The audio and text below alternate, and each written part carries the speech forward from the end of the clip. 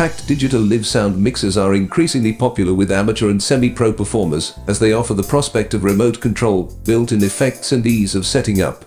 The latest model to join the Allen and Heath stable is the CQ-18T, an 18:8 digital mixer that can be controlled either remotely, via its built-in Wi-Fi or an Ethernet connection, or locally from its color touchscreen interface. A free year's app is available that closely replicates what is seen on the touchscreen, with some small layout changes to exploit the larger screen size. An Android app will also be available soon, as well as macOS and Windows control software. Housed in a sturdy metal case, the mixer is surprisingly compact and has a couple of raised side wings that protect the controls. Power comes from an external brick, which I'm not normally keen on for live use, but as long as the mixer is housed in a suitable case, that shouldn't be a problem, and there is a clip to hold the power cable firmly in place. Other than the power inlet and switch, all the controls and almost all the I/O connections are on the top panel in clear view, and the large color touchscreen occupies the center of the panel. Only the two headphone outs are located on the front edge of the case. Buttons below the screen navigate directly to the main pages: Config, Processing, Fader FX and Home. To the left of the screen are 3 encoders with integral status LEDs, while to the right there's a larger value encoder and 3 soft buttons. These soft controls can be configured as required from the config page. A fold-up Wi-Fi antenna is built in, and the small fan in the base of the unit keeps the circuitry cool, though this is inaudible in normal use. INS and outs. The mixer has XLR inputs for the first 8 channels and Combi jack/XLRs for the second 8 channels, plus a further pair of inputs on 1/4-inch jacks. In addition to the Ethernet port, there's a USB socket allowing the CQ-18T to connect to a computer for playback and recording of either mounted rec audio or a stereo mix. Multi-track recording is also directly supported on the mixer itself, either SDHC cards up to 32 GB, or to USB drives inserted in the Type-A socket. All the ports have rubber caps to keep dust out. The 2 main outputs are on balanced XLRs, with 6 further line outputs on TRS balanced jacks for use as monitor sends and so on. A TRS foot switch jack can accommodate an optional single or dual foot switch, with user-assignable functions. 4 effects send slots can be filled with a choice of delay, reverb or modulation, and the delay has an on-screen tap tempo facility, as well as conventional delay time adjustment. 1 or more of the effects may be used as channel inserts instead of send effects. Each channel also has access to a parametric EQ, compressor and gate, and all the outputs can be routed through graphic equalizers. Alternatively, the CQ-18T allows the graphic EQ on each output to be switched for a parametric EQ team with an auto anti-feedback system, so you can have independent anti-feedback systems on each of your monitor feeds if necessary.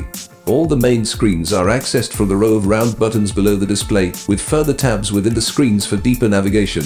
Config is where you set up input sources for the channels, which can be drawn from the analog inputs, USB, memory card or Bluetooth, playback only.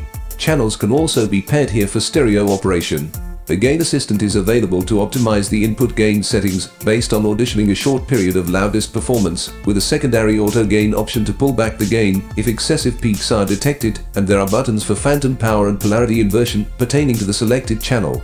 There's also a manual gain trim control. Touch one of the on-screen input sockets and the green ring around it confirms that it is selected. You have the option to select multiple inputs and then use the Gain Assistant on all that are selected, and you can perform batch quick switching between analog and digital source types.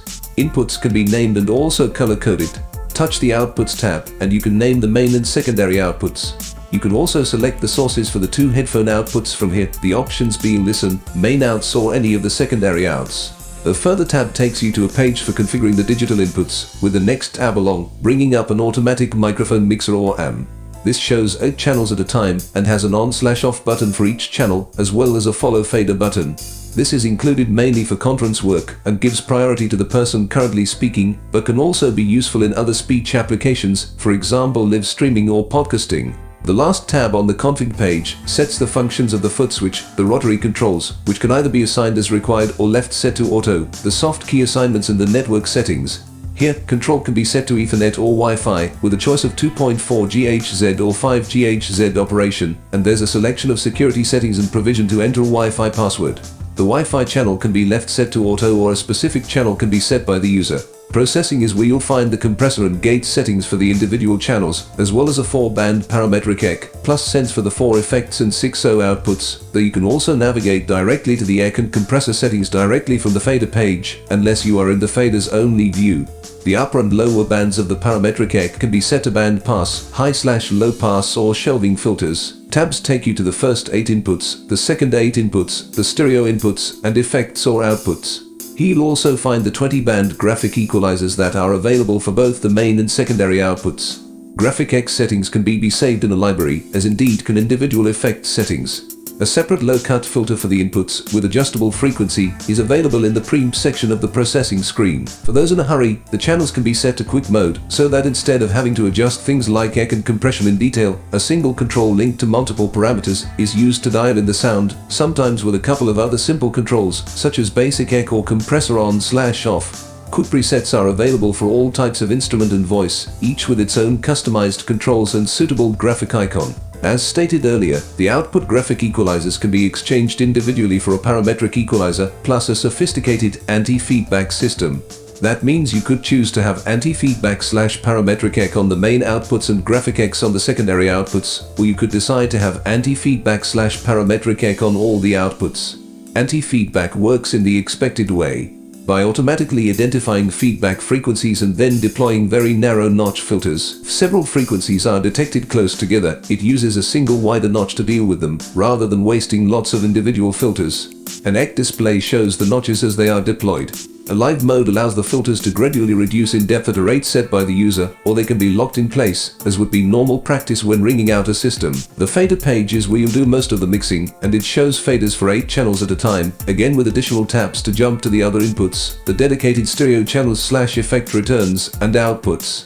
The delay being controlled can be selected to the right of the screen, so you don't need to leave this page to adjust the effects sense or your monitor mix output levels, and you can also jump directly to the EQ and compressor for the selected channel. There's a headphone listen button and a mute switch for each input and output, as well as pans for the inputs and effects returns, though you can switch to a faders only view, which gives you longer faders for more precise level control, but removes all other features other than pan, the listen button and the mute button. In all cases, the fader slots double as level meters. One very nice operational touch is that, when using the app, you don't have to navigate to the fader cap in order to move it. Put your finger anywhere in the channel strip, and the fader will follow your up and down movements. You can slide your finger sideways out of the channel strip region, and remain in control of the fader, but now with fine adjustment. This fine control mode is currently not implemented on the mixer's own touchscreen. The FX screen provides an alternative view of the OSENT controls pertaining to the selected effect, this time as knobs, where the value knob is used to adjust the level of the selected control. An amber LED in the middle of the value knob lets you know that it is currently assigned to a parameter. The effects themselves are also to be found in this page, along with their own controls, and sends to the secondary outputs. A handy button lets you mute all effects for when a performer is chatting to the audience and doesn't want to do it through a flanged reverb. Changing the effect currently inhabiting a slot is a matter of opening a library from an on-screen folder icon, selecting the desired effect, and then confirming your choice. The effects have been specifically designed for this mixer series, and in general have fairly simple controls, yet produce very high quality results. Another helper to make life easier comes in the form of FX Assist for reverbs and delays. Buttons select preset character options such as soften, clarity and whisper. Pressing home shows the level controls for the 2 headphone outputs, with tabs to take you to a recording/playback page, which can either be stereo or multi-track, a scenes page, for storing mixer snapshots that can be called up during a performance, a data page to show the status of connected digital media, as well as allowing data transfer, and a page showing the system settings and firmware version. Note that supported recording sample rates are 48 kHz and 96 kHz.